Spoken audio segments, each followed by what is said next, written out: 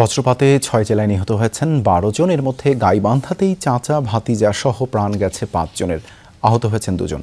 বিকেলে হঠাৎই বৃষ্টি নামে দেশের বিভিন্ন জেলায়। বজ্রপাতে ঘটে প্রাণহানির ঘটনা। নিহতদের মধ্যে কয়েকজন কৃষক।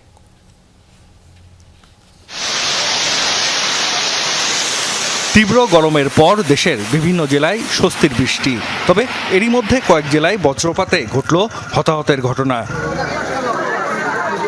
গাইবান্ধার সুন্দরগঞ্জে বিকেলে বৃষ্টি নামে। এ সময় ধোপাডাঙ্গা গ্রামে একটি টিনের ছাপরা ঘরে গরুসহ আশ্রয় নেন কয়েকজন। হঠাৎ বজ্রপাত হলে ঘটনাস্থলেই মৃত্যু হয় ফুয়াদ হাসান নামে এক যুবকের। আহতদের হাসপাতালে নেওয়া হলে মিজানুর রহমান ও রাফি নামে দুজনকে মৃত ঘোষণা করেন চিকিৎসক। সম্পর্কে তারা চাচা ভাতিজা। এছাড়া সাঘাটা ও ফুলছড়িতে প্রাণ গেছে আরও 2 জনের। বজ্রপাত শব্দ হয়েছে, আমি বাড়ি থেকে বাইরে বের হয়ে দেখি যে ওরা 4 জন মানে চারদিকে পড়ে আছে। সেদের ওখানে দাঁড়াচ্ছে, ওখানে আরো একটা ছেলে মিজান বা ওই প্রতিবেশী ও ওখানে স্পটেই মারা গেছে বাবারে। জামালপুর সদর ও মেলান্দহে বজ্রপাতে মারা গেছেন 2 জন। সিরাজগঞ্জেও মৃত্যু হয়েছে 2 জনের।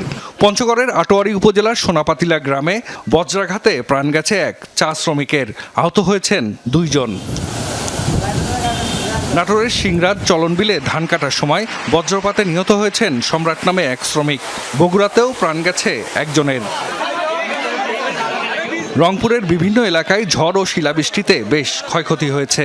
উপড়ে পড়েছে গাছপালা। ঘরবাড়ির পাশাপাশি ক্ষতি হয়েছে বিভিন্ন ফসলেরও।